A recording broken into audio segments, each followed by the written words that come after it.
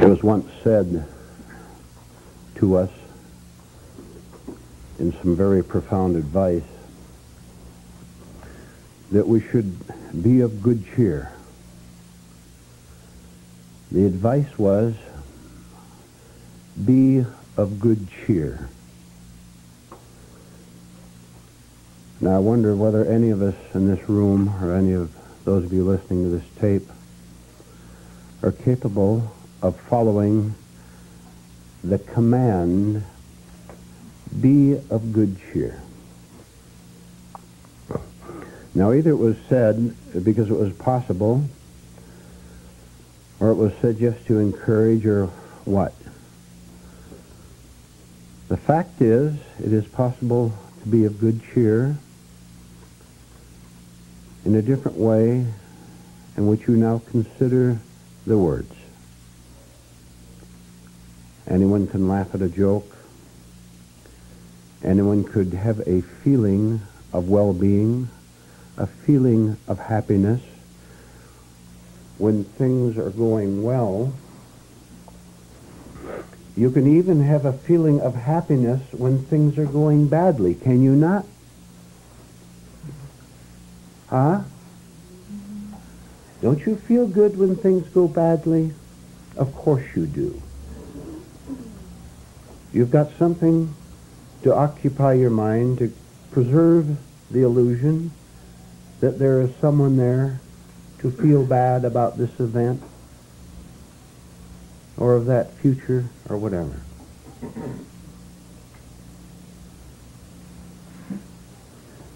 So we'll connect this for now with a topic that was brought up before the meeting, which is simply the idea of the enjoyment of suffering. Do I have that correct, more or less? I'll ask you a question. Can you think of anything on the face of this earth more stupid, more wasteful, more mindless than to glorify a state of suffering of any kind? Physical, mental, emotional, social suffering. To repeat, can you think of anything more worthless than to find pleasure in pain? Which is what your life amounts to when you love to blab about your troubles to yourself and to other people. When you make your problems and your worries and your concerns the most important thing in your life. I'll tell you what's important to you. Your pain, your anguish, which is not criticizing it. When you suffer, you suffer. You're in hell. You're tied to yourself. You're enclosed in yourself. Don't you know what suffering essentially is? Self-enclosure. Tied to this bundle of miserable little self-references about how you're going to come out tomorrow, about how you didn't come out yesterday. What do you think hell consists of? Persistent, mindless self-reference.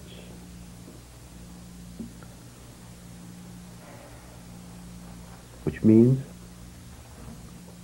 that we're trapped by ourselves, by our memories, by our experiences, trapped there simply through ignorance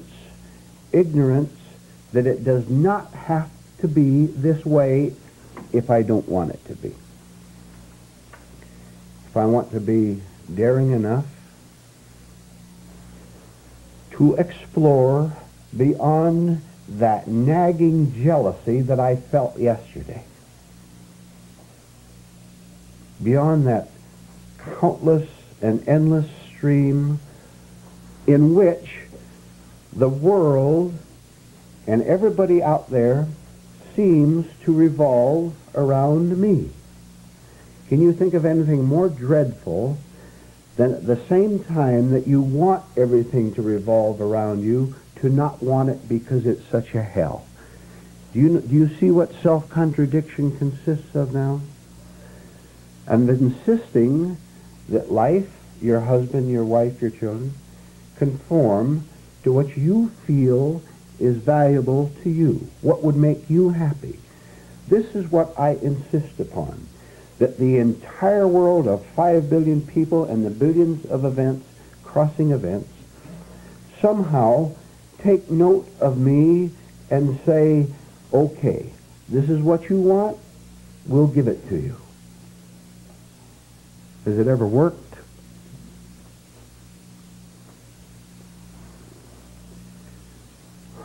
Maybe, if we look closely enough, we'll see the very simple and yet very hardened error that we have made in our thoughts, which is thinking that I can exist as a demander and end up happy and satisfied. Has it ever worked? Roughly 50% of the time you got what you wanted, did you not? You know, roughly. And that provided a thrill, which was not happiness. It provided a thrill. And the other 50% of the things which were denied us, or people behaved badly toward us, or whatever, threw us into agony, and not knowing what to do about it, we glorified the suffering as a substitute me. My suffering me is at least something that I'm familiar with, so familiar with that I don't want anything to exist outside of it, lest I lose my hell. Take a deep breath at what was just said. I refuse to give up my misery, my jungle, my hell, my self-torment.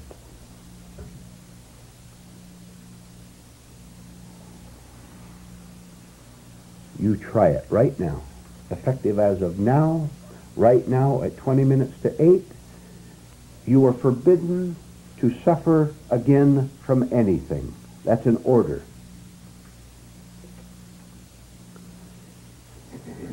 Now you'll find out tomorrow or tonight that you can't do it. That you don't even understand what it means, but we can find out now a little bit.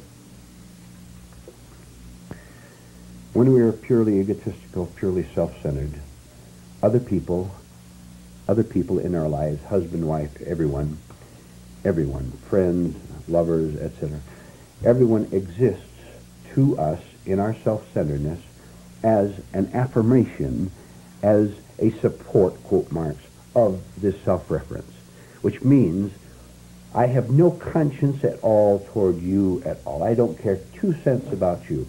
All I care is that most of the time you more or less confirm my ideas of what I should have, what I should be in order to be happy. So I'll put up with hell from you 50% of the time in order to get as best a deal as I think I can get out of it. Right? If it gets too bad, then I get rid of you and get someone else who maybe gives me 60% of my pleasures. Someone maybe I can dominate and be cruel with too and all that. Then I'll get 70% maybe, until he or she gets fed up with me and leaves too. So, if I can see that I have no conscience at all toward you, how can I have a conscience? I have none toward myself, because egotism, self-centeredness, this wrapped up little world where everything is self-reference, cannot have any conscience at all. I'm incapable of loving you. I don't know what love means. I'm not in that state at all. I'm in a state of demands, hoping to get a certain percentage, as we said, of what I want. And what I don't want, I'll find some way to lower the pain on that so I won't see it fully. which if I could do, I could begin to work myself out. Okay. If I can watch myself in daily action, here tonight, for example, try to see how everything I think and feel and do physically refers back to this very mysterious, strange person I call me. I can watch it operate, actually why it's going. What will they think of me if I say this? What do they think of me the way I'm dressed or my new hairdo or whatever? If I can see that everything refers back to me, you know what will happen? I will begin to feel, listen, I will begin to feel the heat of my own hell. I will begin to feel in a very personal, in a very real way, the cause of why I'm always so nervous in contact with you, so self-defensive, so wanting to impress you, which is my hell.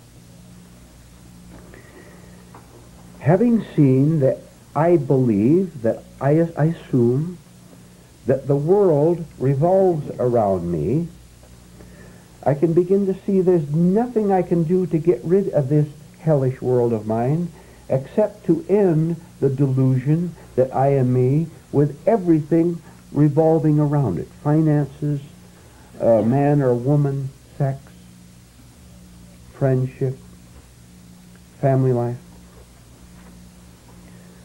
So I'm going to have to do something of myself. This is my personal effort.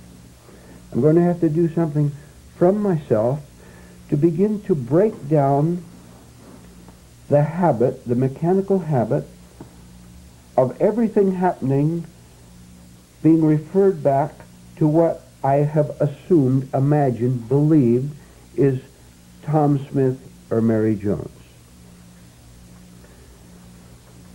But that is the last thing I want to do, isn't it? That's the last, what a problem I have on my hands. I'm being asked to do something that I don't want to do. But I've had it. I've had it with feeding the lie to me 500 times a day, maybe more than that. I'm tired of feeding the lie to me that my happiness depends upon you and those events behaving in a way that makes me feel good. I'm tired of the lie, finally, because I see it as a lie. Heaven help me what I have got myself into now.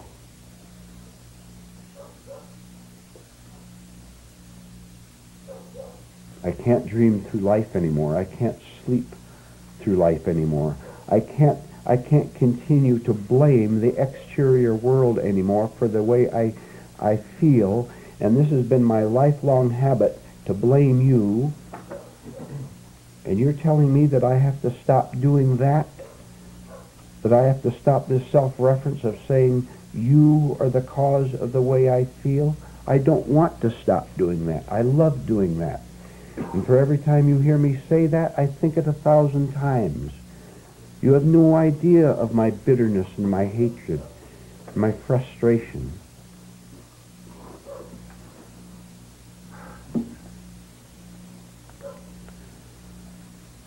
But I have to do it. I have to start practicing. That's a good word. I have to start practicing, as difficult as it is, doing things, thinking things that are the opposite of my self-reference. I have to do something that I think I already do. I can see you physically out there, and when you ask me if I am aware of you, I say yes. On the level of visual sight, I am aware of you by looking at you. You don't exist at all beyond that.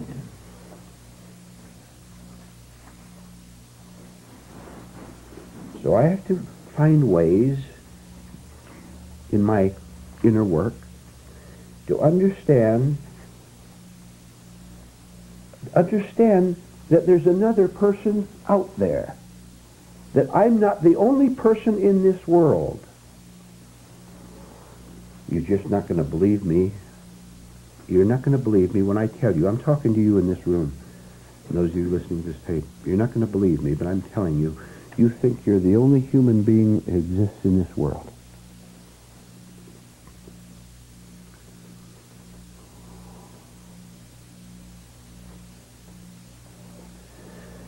So I have to break that. I have to begin to see when the alcoholic comes up to me on the street and he has some little trinket he wants to sell. You want to buy this for $1? He wants to buy a drink with $1. He has something he found or got somewhere he wants to sell to me to get the $1.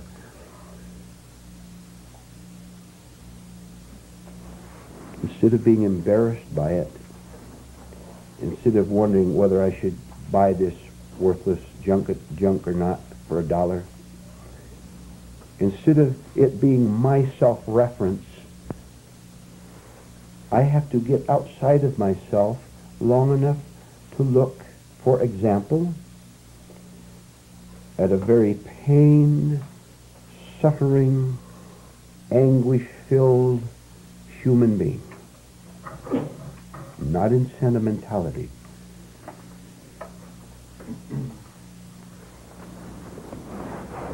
And maybe if I can drop my egotism 1 ounce worth, I'll be able for the first time to actually detect that there is a suffering in this world that is not mine.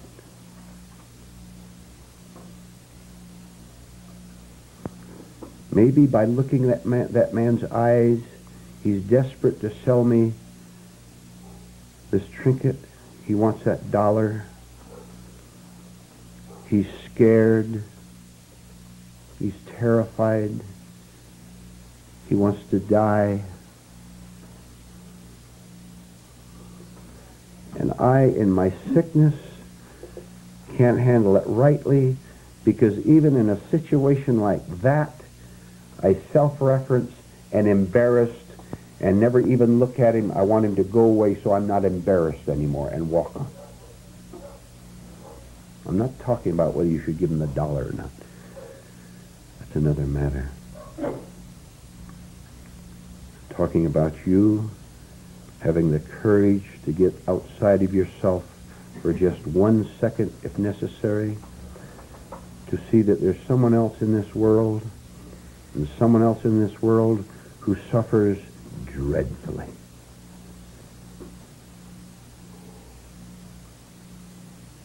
And that would be the beginning of conscience. That would be the beginning of you destroying the sadness, the sorrow, the pain, the hell that that man lives in, and the equal one that you live in.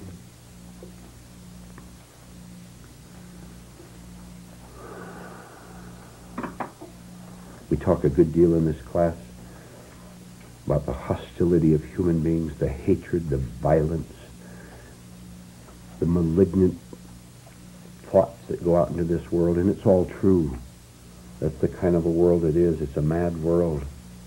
Tonight, you give a bit of attention as we discuss these things of breaking outside of ourselves. You think for a minute, put your concentration, for now, under the idea of your own anguish, which is considerable.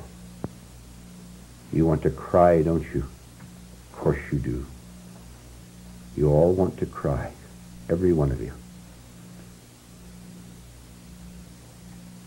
But your distractions are very well built up, including the distraction of loving your pain. Can you cease to love your pain long enough?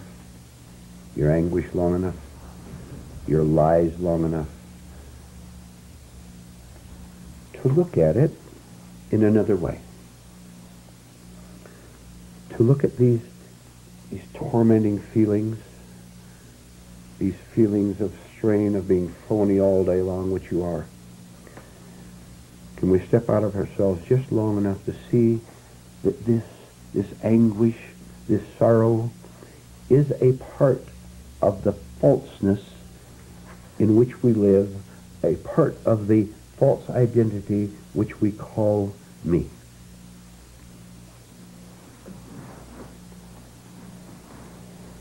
So that never, never, never again do I ever refer to myself as sad.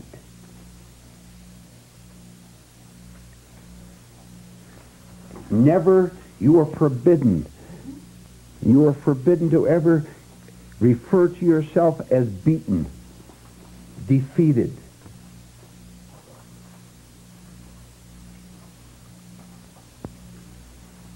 You to catch those self-centered, egotistical, foolish emotions as they begin to rise up, and stop them now. So that you no longer form the identity of being a sad person. A person who is so out of control, which is the same as sadness, they're all one, that you are embarrassed by the alcoholic who comes up to you, instead of handling him intelligently, because you have worked so hard on yourself and your own anguish and got rid of it, that you see him instead of judge him or react wrongly.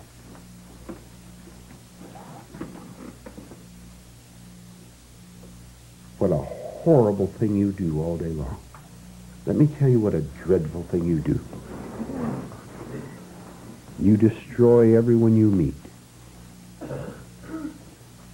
You come into this room with facial expressions, with beliefs, with attitudes, with inner states that destroys, threatens everyone you meet in this room. And you don't even know it. What right do you have to impose your sorrows on anyone? To use a very familiar phrase, you are monumental egotists who care about no one. And you pile it on everyone you meet in this room and in that home which you help to make a hell of, and everyone else you meet. You walk down the street of this town or wherever you live,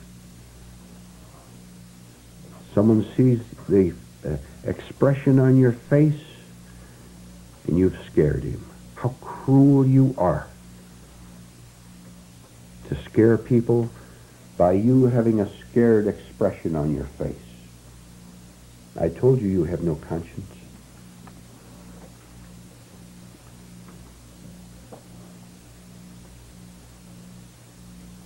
You don't care about him or about her because you have no idea of what it means to care properly for yourself. You take exactly the same negative, hostile attitude toward others as you unconsciously take toward yourself. You hate yourself, you hate others. That's very simple, elementary psychology. So what is your attitude toward yourself? I mean a higher attitude, not a surface one, not a flattering one or a condemning one. How do you actually feel toward the person that you go around with all day long, that you have to live with all day long, 24 hours a day? What attitudes, what viewpoints do you have toward this person? Now I'll tell you what to do. You drop them all, because they're all false. There's no need for them whatever. There is a need to take care of the physical body. There's a need to take care of the mind. But there's no need to be concerned for yourself at all, because you're not there. There is no one there for you for you, for myself. There's no one there to be concerned about. And this is your hard work to probe this, to understand what it means, until you begin to see a miracle of God. You begin to see yourself changing inwardly in front of your own eyes. You begin to understand the hoax that you've played on yourself.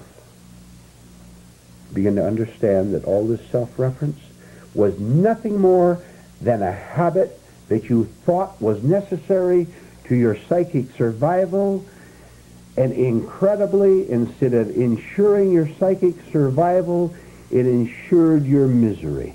Right?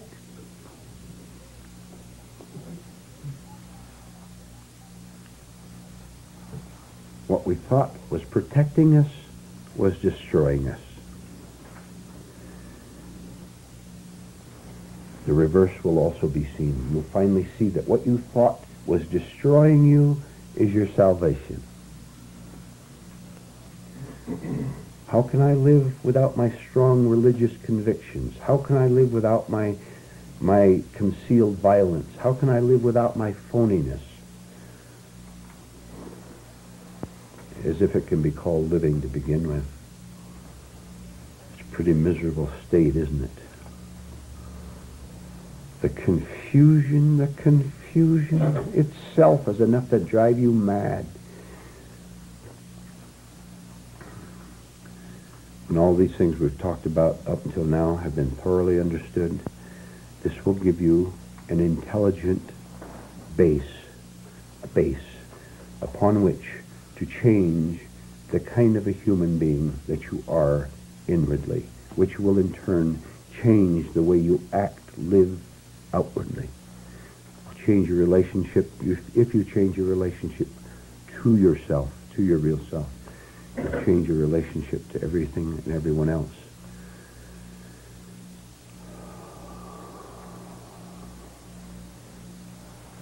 Then you won't be scared of that person in the car next to you.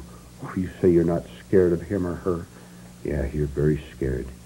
You're very scared that he or she will see through you for one thing.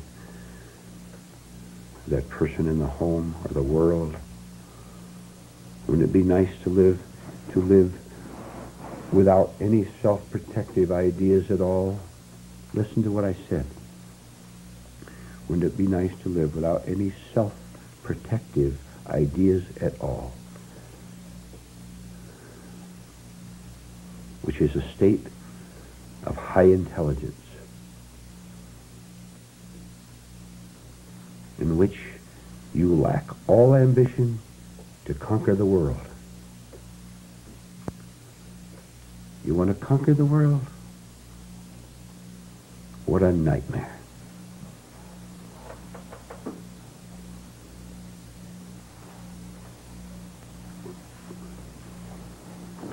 He that loseth his life shall find it. What have you called your life up till this point? It hasn't been life at all, has it? It's been misery. It's been not even knowing how to behave properly in this room during the break. You don't even know how to behave properly without tension in this room during the break. And if you don't believe me, you watch yourself shortly.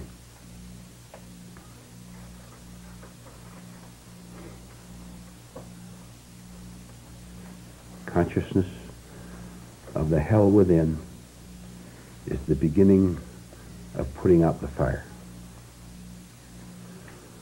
But if you're asleep, what I have said will have no meaning to you at all. You'll go out of here and go back to your misery.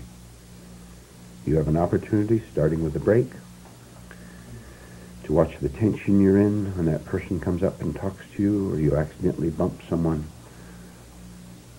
or you see someone in the room you'd like to talk to, but you're afraid to. You have an opportunity to begin to put an end to the unconscious misery in which you presently live, which you call your life. You have an opportunity to break out of the prison, to smash out of it, and to stay out of it. We'll discuss this and have questions and answers after the break. So let's have a break now.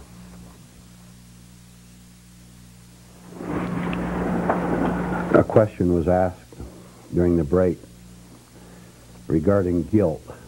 Guilt. So we'll go into that a little bit. Then we'll have open discussion. When you feel guilty about something, when you feel guilty about anything, first of all, try to bring the time factor into it. The time factor into it. If you can all think, and deliberately do so, this is deliberate thinking now, try to think of something you did a few years ago, 5 years, 10 years, in which you know very well you behaved very badly toward another person. Okay? You behaved badly, correct? Think of it, deliberately think of it now. Now try to see whether you feel guilty about it now. Do this, actually do this. Get something pretty bad and see whether you still feel guilty, feel bad about it. Remember that awful thing you did that hurt that other person, made him cry, made her cry? Remember? You remember. All right. The time factor. The event certainly happened. Your memory tells you that you behaved very badly toward this other person. Now, listen to this. It makes no difference really from reality's viewpoint whether the event happened 20 years ago or 5 seconds ago. It makes no difference at all, because the memory that you have of this event, which may have made you feel guilty, as you recall it, the memory you have of it is not the event itself. The memory of it is not it now, because you are not now. You don't exist now as a memory of what happened 5 seconds or 20 years ago. As a matter of fact, if you could see it, if you could live it, you would be, listen, free and perfectly innocent now. But you think about that event and connect it with me. I was dreadful 5 seconds or 20 years ago. Having said I, you create the illusion that there is an I now, as there was a guilty I 20 years ago, and now that reactivates time, memory, and you say, I did a dreadful thing 5 seconds or 20 years ago. That's a lie. You don't exist, and you didn't even do it 5 seconds or 20 years ago. What happened is that you, as a human being, in a state of sleep, of unconsciousness, permitted yourself to be taken over by a hostile force, a dreadful force, a negative force, that took over your mouth, that took over your emotions, that took over your mind, that took over your physical fist maybe, took you over and caused this bit of the expression of God to forget who he or she really was, to be taken over and made you behave badly. If you really see that you don't have any identity that lives in time, then you could remember the event without you saying, I did it, because that is a lie. You didn't even do it then. You were taken over and it did it in your name. But because you want to be somebody, You want to be somebody who wanted to win something 20 years ago and it didn't work out, so you flared up and got mad and were cruel to that other person because you wanted to be somebody. You permitted these negative forces to take you over. In order to preserve the illusion that you were somebody, anybody, a guilty person or any kind of a person, in order to preserve that, you go into guilt so that you can say, I am guilty. Why didn't you die? Why didn't you die to the illusion that you are anyone at all? Why didn't you have the courage to die to the guilt? To give it up? That just drop it right now. Drop it. You will find that you no longer exist, which is being born again, which is true life, which is liberty, which is out of the cage. So feeling guilty is simply another false move that we fall into because we don't understand what we're doing against ourselves and against the rest of the world. Now, seeing that we behave badly is quite a different thing than falling into guilt over it. I am conscious that that was a wrong thing to do against me, therefore against you. Against you, therefore against me. How can it be divided? I burn myself with hatred, I burn you. I burn you, I burn myself. It's all one thing. Have the courage to give up guilt. Just drop it. You'll find a tremendous resistance to it. Because the ego self, the vanity self, doesn't want to give you up that easily. It's had you too long. It likes cracking the whip over you and seeing you suffer. It likes taking you over and making you the instrument for the suffering of other people. First it gets you, then it tells you to pass on your pain to someone else, which you gullibly follow and destroy both yourself and the other person. Does that make it clearer, Lorraine? Yes, thank you. We're in open discussion for a long time, if you'd like to ask questions or make a comment or just discuss things. But we don't have to rush. Yes.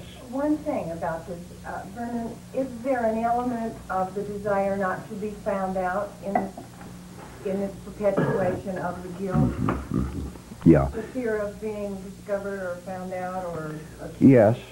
And even being found out by yourself. You understand, if I have an image of being good and I remember how bad I was 20 years ago, I don't want to see that. I don't want to find myself out, you see. The secret of internal success is to find yourself out thoroughly so that there's neither side. Neither I'm a bad person nor a good person. Because if you think you're good, you'll think you're bad and vice versa, right? We're destroying the opposites down inside there. So it's very important to see all sides of this and not identify with any of them. Yes? When you meet the alcoholics on the street and you are embarrassed, you just want him to get away from you. Now that's true and it's happened to me, but I don't understand exactly why I feel that way. Who will explain why she feels that way and why you feel that way? The alcoholic comes up and he's pathetic. There's no question about that. No question but that he's suffering, and no question that he's counting on that dollar to buy him the drink he needs. No question about that. Why are you embarrassed by it? You're the cause of that man being drunk. You're part of the responsibility if you're embarrassed. You understand what that means?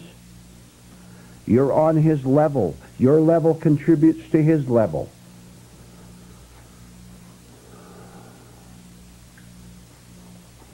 Why do you suppose you're embarrassed?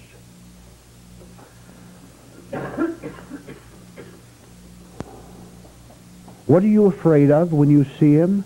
What are you afraid of when you see him coming up? You know he's coming up. Yeah. Don't you? You know he's coming up. Yeah. And already you're wondering how to handle it. How to get away from it. Why? I'm not sure. You're afraid. But what am I afraid of? Find out. You're afraid of nothing. Your imagination is working. He's a threat to you? If he was a physical threat, that would be instinctive and proper fear, right? Where's just, he's not a physical threat. Why are you afraid? Go ahead, Drew. I think it's because I would dislike him. I would hate him. There's something in me that would hate him, and I think my Christian morality would come up too. Does his defeat remind you of your defeat? Huh? Did we get it? God go I. Say that. But for the love of God go I. Good enough. We want to push it out. Get it out of our mind. I was just going to say that I identify with. Yes, of course. Of course.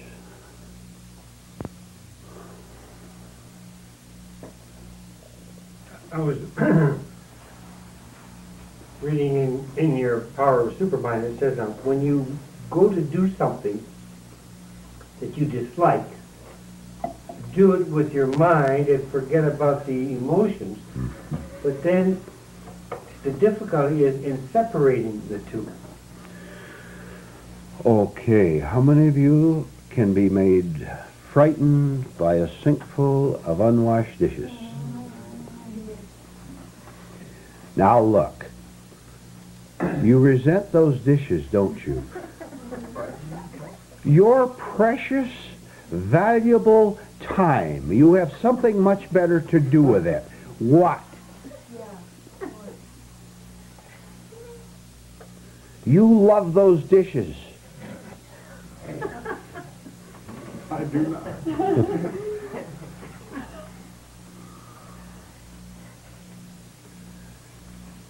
You're putting emotion into it where emotion doesn't belong.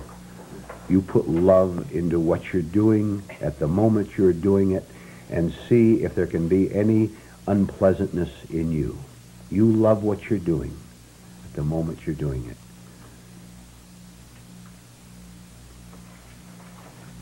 I don't want to do anything that doesn't give me a feeling of I.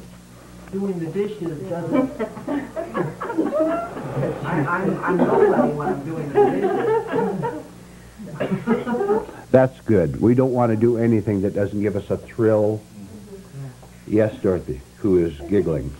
And we say to every dish, don't you know who I am?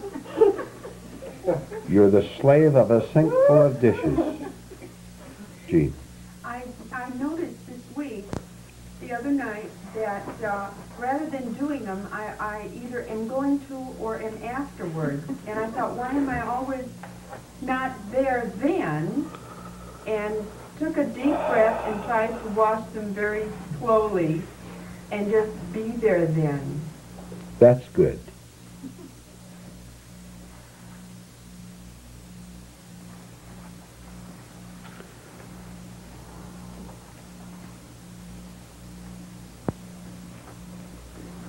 Getting back to the drunk Vernon.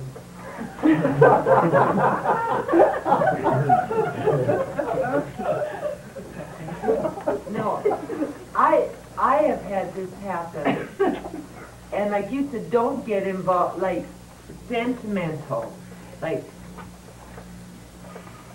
I could see, I felt sorry for him, and I knew, in retrospect, I know that is not right. You should say that as if you doubt your own words. Well, I guess I don't know what the right attitude would be. I guess I'm still on. You're not going to think it out. No, I guess not. You understand that? Yeah. You're not going to think it out. Start with that, Zena. But you can't. Well, Say all 3, 1, 3.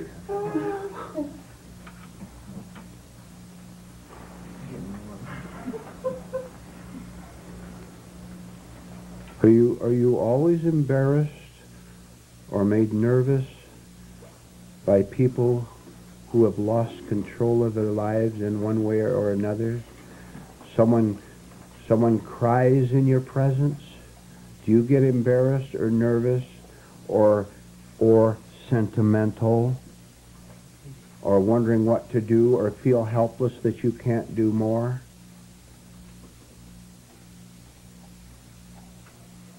Don't you understand that your total understanding of that situation is the one and only thing you can do for that human being? I said your understanding. Now, do you think he wants your understanding, that alcoholic?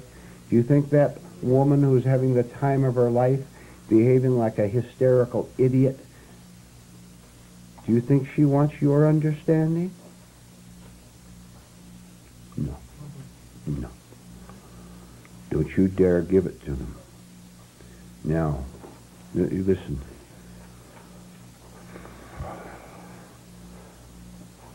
Sleep is a very treacherous state. Are any of you capable of being treacherous to other people? Huh? These sleeping people, are capable of betraying you in one way or another. Don't you ever dare get sentimental toward a lost human being. They'll catch you in the alley at night, and then you'll see whether they have a conscience. Then you see what your false sympathy drew you into. This is not hardness. This is intelligence, which is love. Don't you know that love is understanding, that the vast majority of human beings want nothing to do with understanding?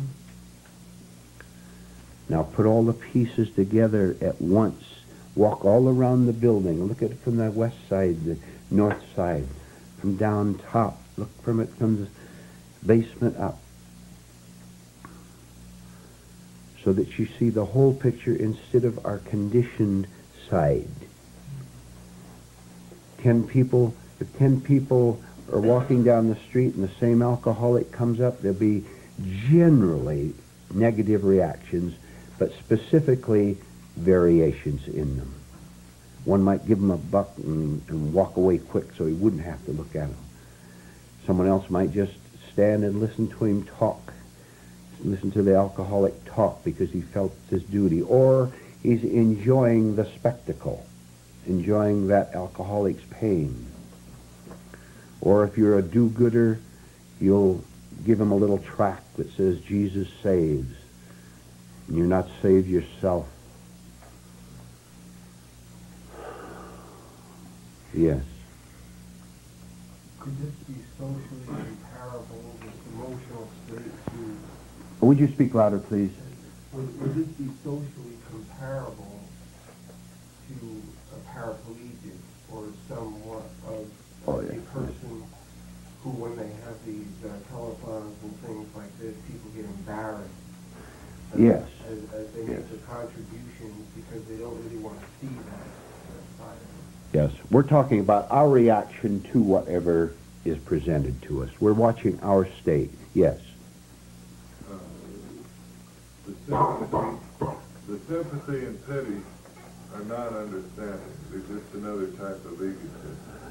Say that again, please. The sympathy and pity for the lost person are not understanding. They're just another type of my egotism. Yes, it is indeed. I should say it is. Yes. Well, just watch your state. Watch what's going on. Watch your discomfort.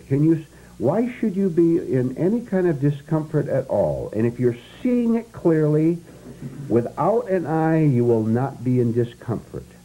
You will have, I will tell you, you will have many right reactions. One of them will be authentic compassion, which is also the most intelligent state you could ever have. You may walk right by that man. A lot depends on the exterior circumstance. Of course it does. If the man is actually starving, you have a loaf of bread, you give him a loaf of bread or whatever. There are many things to say about the particular circumstance. Are we sensing then that condition in ourselves and reacting to really to what we feel that. You see his weakness. You see his weakness. It embarrasses you. You don't want that man to remind you of what's going on inside of you. You may not be an alcoholic. How do you take your pain out? How do you take your lost condition out? Through hostility, through hatred, through bitterness, through jealousy, through ambition? How do you take your hatred out, your lost condition out?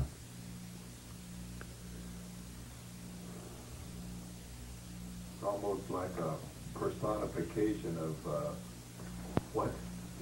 the end result of yourself if you let yourself go. You know, I actually say.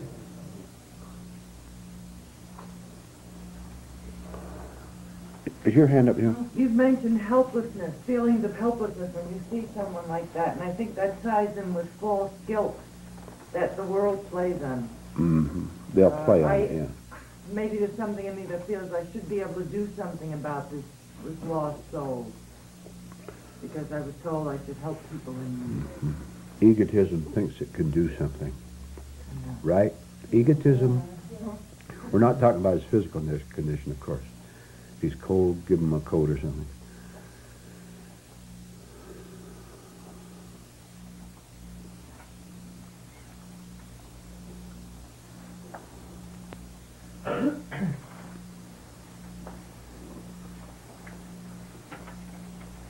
I'm wondering, would another alcoholic, in a sense of accidental awakeness, because he's been in that same condition, treat him rightly? An ex Yeah. who has found, well, if he has awakened, he would treat him rightly, of course. No, I meant like accidental awakeness, not a person who wants to be conscious. Because he's been in that state, he would be the one who would know how to treat him. Well, look, let me repeat what I just said a minute ago. We can be egotistical, egoholics, right? We can be vanity-holics. We can be ambition-holics. We can be self-centered holics. So we would understand any other kind of a holic.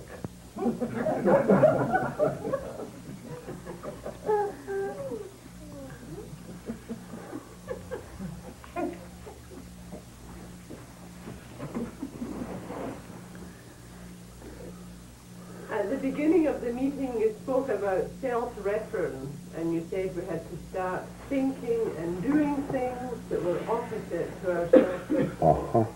Can you give us a few simple things? Sally, would you repeat to those who weren't here at that time the phrase, tell us all about it, tell me all about it? Would you explain that? Did I startle you, Sally?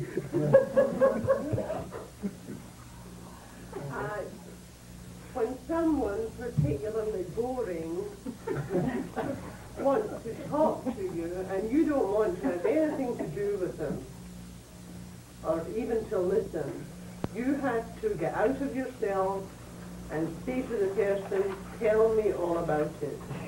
This is one way, right? Does that answer your question? Okay. Remember that. Put yourself in the other person's place. Let them blab, not because you're interested in it. You don't have to be interested in their trip to Mount Everest or wherever they went. But you have to be interested in watching your own reaction, that you don't get to talk about your trip to Mount Himalaya.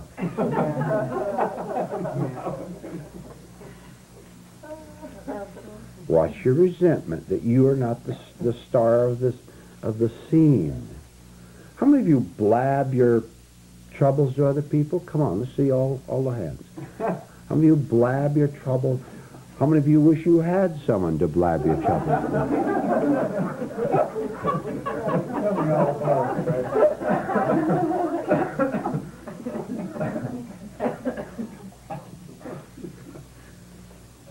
You know, if I may say so, and I may, I could give a talk all 3 weekend meetings for 6 months, 8 months, on the subject of self-centeredness, purely hitting hard on it all around, and I would see the same self-centered conversations right in this room during the break after the 8 months. Yeah. Right? So where have we failed, Zena?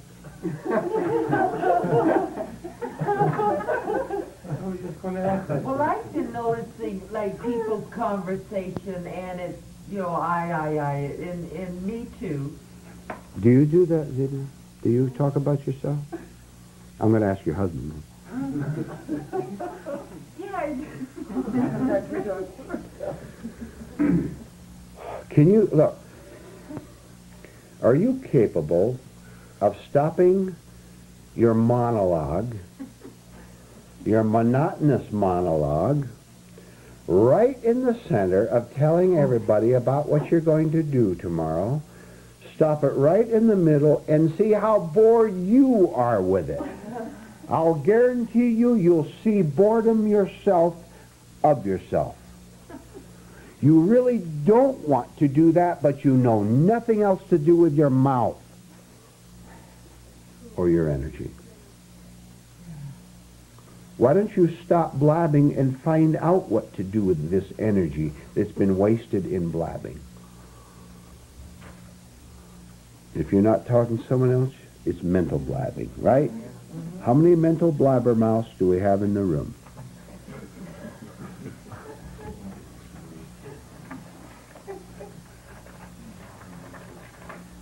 That is what is known as self-reference.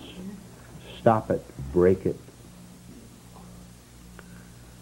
Right in the middle of telling someone else this fascinating story of your life, stop and ask them for the story of their life. And be prepared.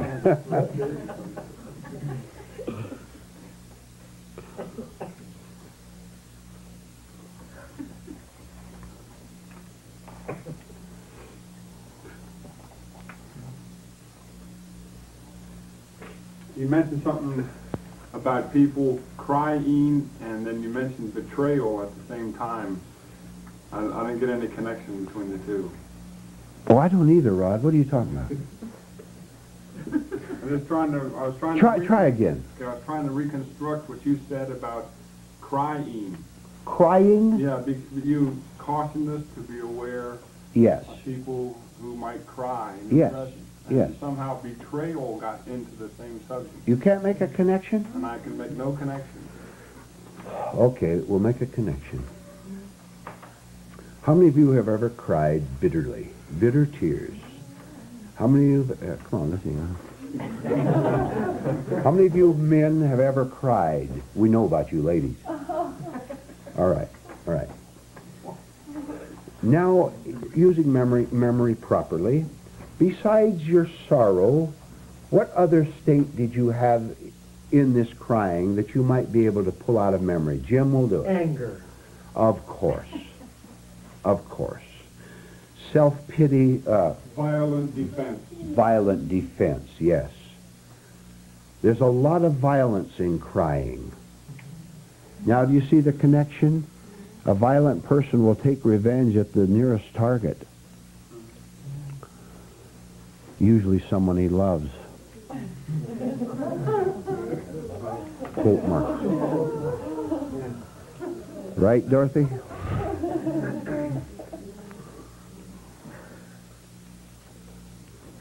Crying is a dreadful state. You will have nothing more to do with it. Now you've taken the pleasure out of billions of people on earth. That one of the chief pleasures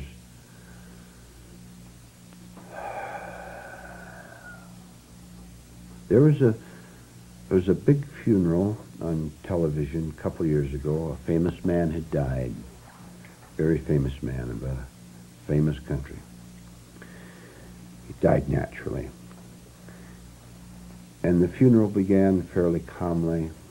The hearse coming down the street and the soldiers and the mobs, just millions of people, I guess.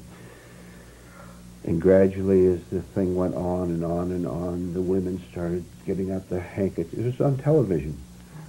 You saw people get their handkerchiefs out and they start crying, and they threw themselves on the coffin. They were sobbing, and they were bumping into each other. It gradually turned into an insane, panic-filled mob of weeping, screaming, hollering, mad, insane human beings. You see any sanity, any intelligence in that? All for the sake of self-dramatization. Look how much I loved him.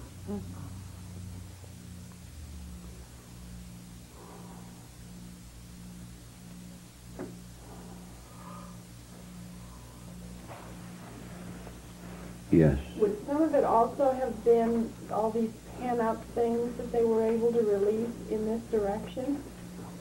They were waiting for the occasion. Yes. Some people can hardly wait for a tragedy, so they express their great sorrow.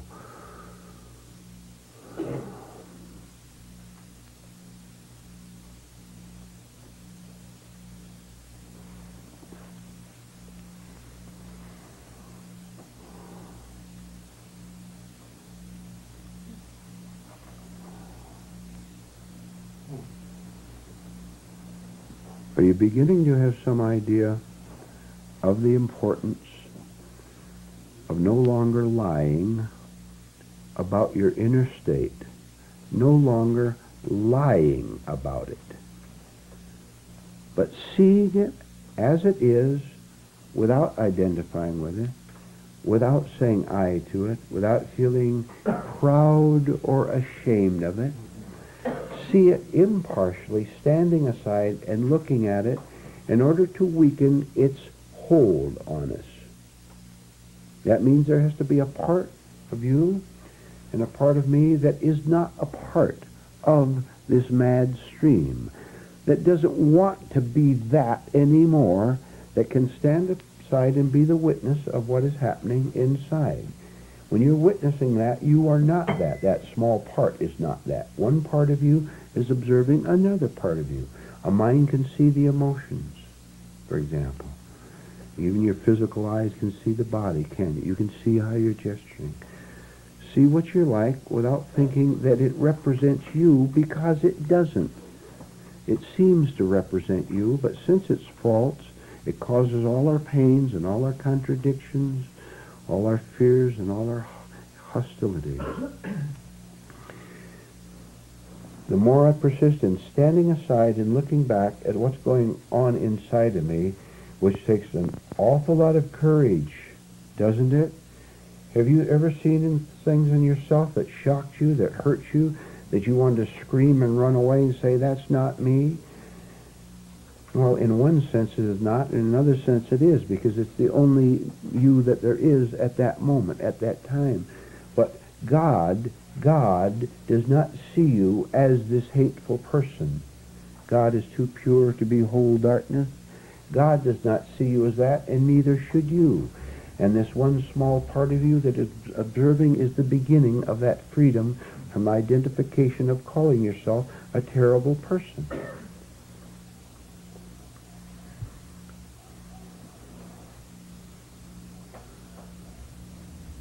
Evil loves to see evil and react fearfully to it. Evil loves to see evil and react fearfully to it. The observer, the watcher outside, is not part of this evil, therefore it can see it as you might see a hawk fly by, a vicious hawk fly by, can see it without saying, that is me. I am not that hawk. In reality, in truth, you are not that hawk. So see it fly by and let it go. Practice this all day long, because it's such a difficult thing to do. We're not used to doing it. Find opportunities all day long to do it 20 times, 30 times. You'll gradually get a different feeling toward yourself, toward the kind of a person that you are, which is the beginning of change, the beginning of real command over yourself. Obviously, we have no command as long as all these things are going on unconscious inside of us and unchallenged inside of us. We're challenging our own darkness. And you can win. You can win because God, truth, reality, has already won. You see, has already won. This is not in time. Truth doesn't live in time. The minute I see it, I have it. Repeat. The minute I see it, I have it. The minute I see it, I am it.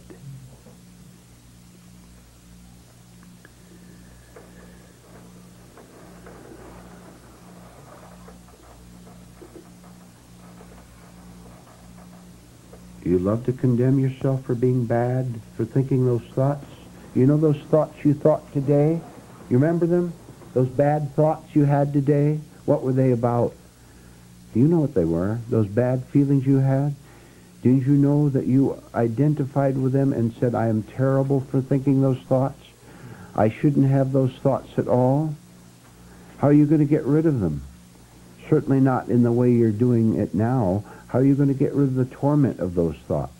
There is a way, which is not to say I to them, which is not to love to be them, which is not to have one dark part look at another dark part and condemn it, but to be above the whole business. Let it flow.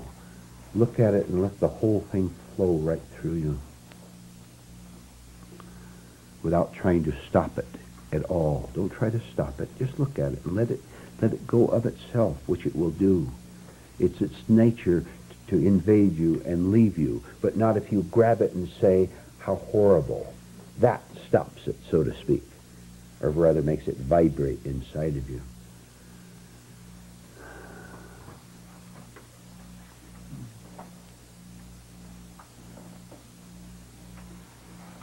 I'd like to ask you something. I'm with a great amount of people throughout the day, sometimes for several hours. And everybody is speaking of different things, what bothers them or what they enjoy. And many times I don't say too much to it. But then when I come home and am alone by myself, all those things tumble on through my mind for a while, like an uncontrolled record player.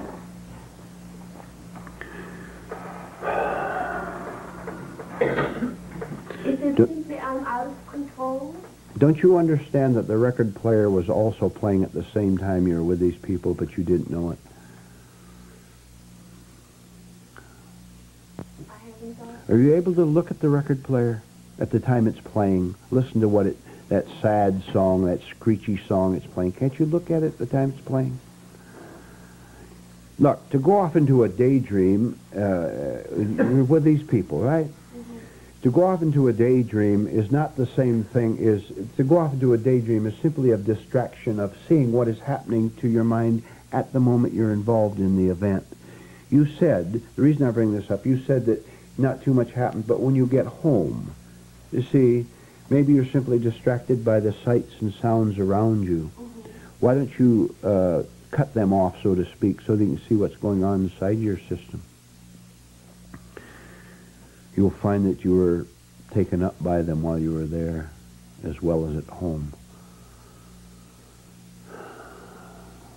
If you could have been free of them right then, you wouldn't have been taken over when you got home, when the distractions were removed. Look, our object is to be free at 10 minutes to 9 on this Friday evening, right now, not tomorrow.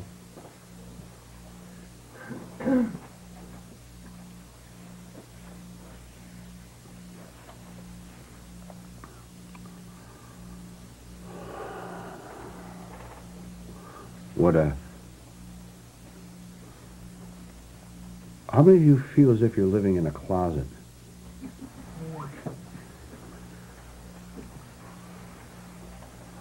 Pretty miserable, isn't it? Isn't the familiarity of looking at that wall and seeing the broom hanging there, and look at the other wall and seeing that old dirty robe hanging there, it's been there for 5 years, looking at, what's on the other wall?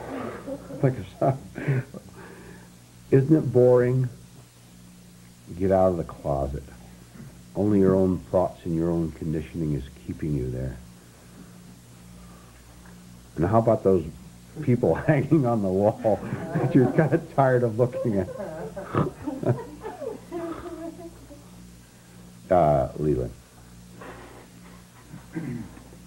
To be alive, that is, to have life, means that we're accumulating, we're in the possession of energy.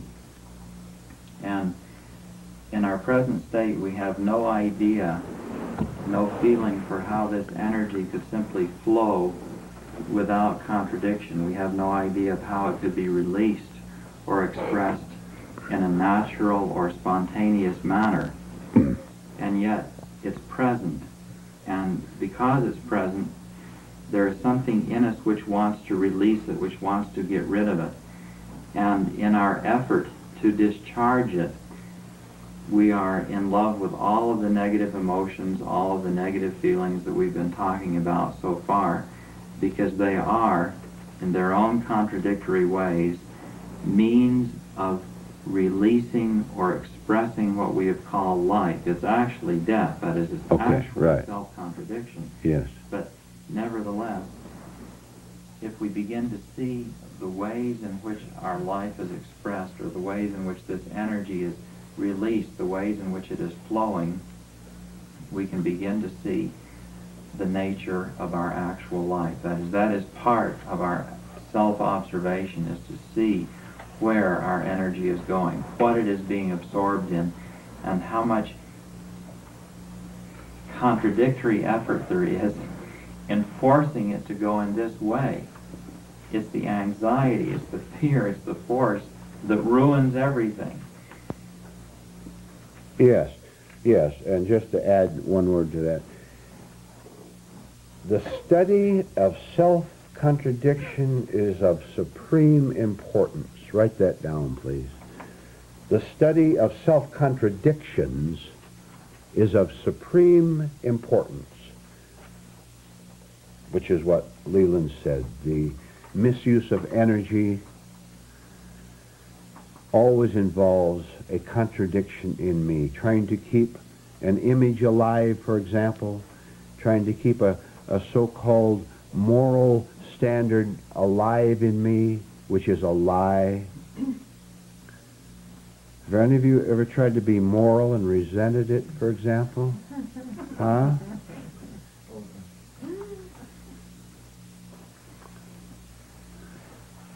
Did I see it? Yes, Jim. A good illustration of what Leland was just talking about is that if you're ever in Sears, there's a display there, and there's got some hamsters, and they're running around on this little wheel. And this one here the other night was just running so fast and going nowhere. Right. Just, that's us. Yeah. But it was just it's so funny. I looked at it and I started to laugh. You said there's me? It's just so funny. It's just going, and not going anywhere. All that energy wasted, not going anywhere, right?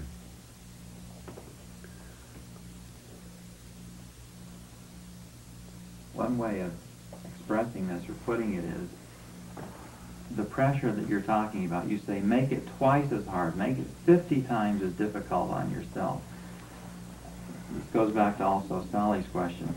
What we have to do is deny ourselves false outlets to the extent that we build up enough energy inwardly that finally it expresses itself in a harmonious fashion, and we get a little bit of taste of what it means to live simply and spontaneously. And then that is real progress. Right. Right.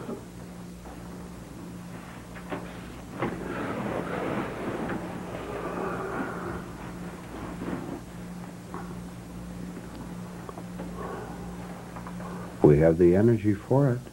What are we doing with it? How many... Let's go around the room a little bit. Let's see some hands and just give your comments. How do we foolishly waste the energy that could be used in jolting ourselves awake. Examples, Sally. Rushing. Rushing. Oh, just a little more specific, please. Unnecessary rushing, okay. Thinking it applies to another, and I'm going to tell him about it. Yeah, someone else needs correction, not me. Not knowing that you are in that state. Good. Unconsciousness, yeah. Defending false attitudes or positions. Defending false attitudes or positions is certainly a waste of valuable energy. Daydreaming. Daydreaming. On boring social obligations. Say that again. Boring. Borings? Obligations. Yeah. Blaming others. Blaming others. When somebody is spewing forth negative emotions, you laugh and giggle to get out of it. Okay, all right. A false reaction, yes. Sexual fantasies. Pardon? Sexual fantasies. Sexual fantasies, okay.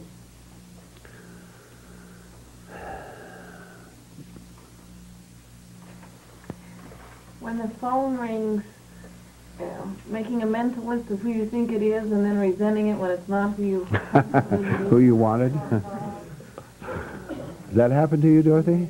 All the time? Yeah. Quite a bit?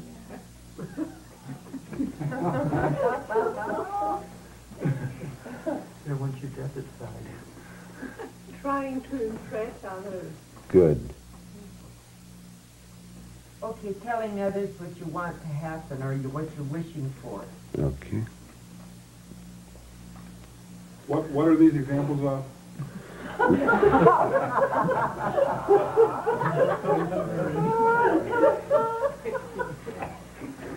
Wastage of energy. And inattention is a wastage of energy. Jealousy. Jealousy. Feelings of if only. Feelings of if only. Anger. Anger, certainly. Expecting, wanting, demanding. Expecting, wanting, demanding. Taking dumb trips. Taking dumb trips. Do any of you still take dumb trips?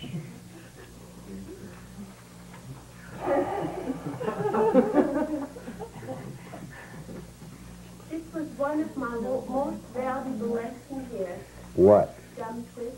You've canceled all dumb trips? It's a great relief that I can say on the telephone simply, I enjoy it at home, I don't want to go in. I don't want to go. Very And then good. for the astonishment, after you are very blunt and honest with people, they come out the same way. If you tell them, why don't you come and make the effort? Then they say, I actually really don't feel like going.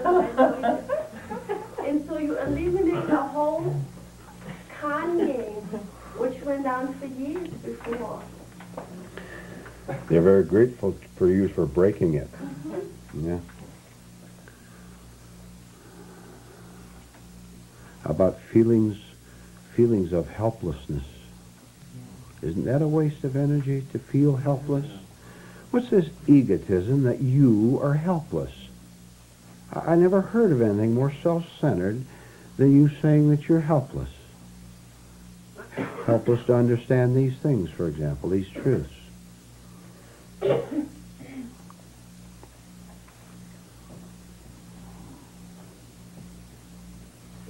Who is helpless? That's a self-description, isn't it? I'm helpless. That's self-reference, isn't it? That's a love of being negative, isn't it? That's self-dramatization, isn't it?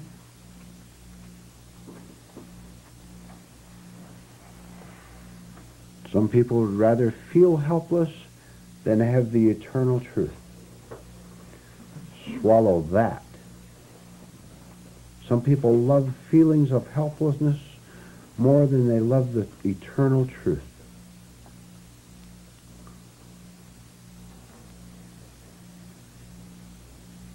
We'll take a couple more minutes, then stop and see you tomorrow morning at 9. Any final comments or questions? Zena. How about thinking that you already know? Yes, that's a dreadful one. And it's one of the most difficult ones to ever get through to a person. Person who comes into this class who says, I already know, which many do, in fact all do in their special way. They're one of the most difficult people of all to ever get through to. I already know. What's the point of listening? Nothing is more dreadful than to hear a person say, I already know. Write down a sentence, please.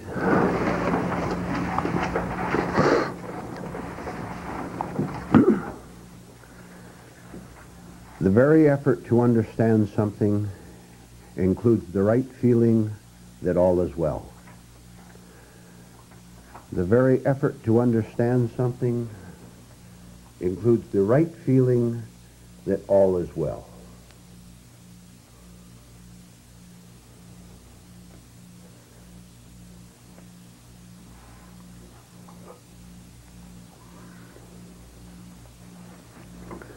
How prominent is the desire in all of us to simply feel right, to feel that we're in a right relationship with ourselves and with the exterior world, to simply know that wherever we are, whatever we're engaged in, that everything is just fine, that all is well, which I think you will agree is a very rare feeling in any human being, including ourselves. What we would give just to feel right, to not feel threatened by what we're going to have to do tomorrow, what we're going to have to face tomorrow, but to know that everything is okay right now, which it is. The point being this: anytime you're troubled by anything, your mind is whirling around, you suddenly feel frightened of something, you have a certain security. What is your security? Your marriage or your financial prosperity or a relationship you have? When you feel that this security feels threatened and you get scared and you don't know what to do, you feel wrong, of course. I've just given you something that will make you feel right instantly. You will feel right because it is right to suddenly turn toward an attempt to understand your misunderstanding, an attempt to understand why you felt threatened. All of a sudden, you were sitting here in this room, for example, and everything seemed pretty much okay. Then someone said something, or a thought came to you, or you remembered something you heard on the news last night. All of a sudden you're scared and thrown off this pseudo-security that you were in because you weren't aware of what was nagging at the back of your mind, in the dark corners of your mind. A major part of instant recovery is to immediately go to work in any way you like. Take your choice, and you've been given hundreds of choices of ways in which you can instantly feel right by doing something right. Doing something right would be to ask why this thought was able to take you over. Where are you so insecure you feel a certain wrong self-reference and you feel shaken, but you say to yourself, I'm going to sit back and relax physically, which alone will be a shock to me, because when I get tense emotionally, I get tense physically. I'm going to defy that by sitting down something like this and let my hands just dangle loose. Let my jaw drop a little bit. I've given myself a preliminary shock, a preliminary feeling of rightness, which can start the thing rolling toward my mind working right. Because even my tenseness is blocking my attempt to deal intelligently with this quote mark threat that passed through my mind, which I identified with, which I self-referenced with. So let's all sit quietly now.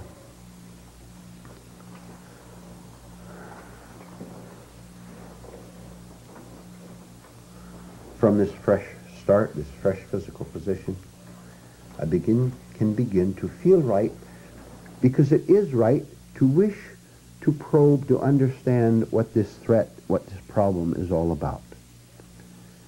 Someday you will see you can always feel right by working on yourself. As simple as that. You will always feel right. There's no way you can feel wrong. If you say, okay, I'm going to stand apart from this and find out why it has grabbed me, why it has taken me over. Instead, I'm going to begin to understand it. And we'll now go into one thing we can begin to understand. How many of you feel drained by other people? Come on, raise your hand. You resent other people taking your time, taking your energy, taking your attention. In other words, you sense that their weakness, and this is a right statement, by the way, you sense that the weakness and the dependency of other people is loading itself onto you, onto your attention. They're telling you their troubles, right? They're telling you all about their exciting events that are going to happen to them in the next day. You sense that their weakness, their fear, their dependency is trying to get something from you that you don't want to give. So you go into a wrong reaction, destroying your own feeling of rightness, by the way. You go into a wrong reaction of unconsciously wishing they'd get off your back. Right? Now, why don't we do something intelligent when that happens? It happens here all the time. It'll happen during this break, by the way. But you will be so in a position of pleasure, pain over unconsciously resenting them burdening you, that you won't be able to do the intelligent thing, get the right feeling of saying, I'm going to sit back and relax and listen to that person talk. Listen to them intruding upon my private mind, my private affairs, what I want to think. And I am going to get strength from their weakness. Isn't that beautiful? You didn't know that before, did you? That people who impose on you, who drain you, can be used for your strength so that you no longer resent them draining you. And that, by the way, will be the end of their drainage of you. Your resentment is what makes it possible for them to drain you, correct? What do you think drainage is? But wishing they'd get off your back. And have you ever noticed what a strain it is to keep your face, your expression proper for the occasion? What would it express if it expressed the inner corresponding state? But you wouldn't do that, would you? And you shouldn't do it, by the way. You should not offend them because you are offended by them. Using another person's weakness for our own strength.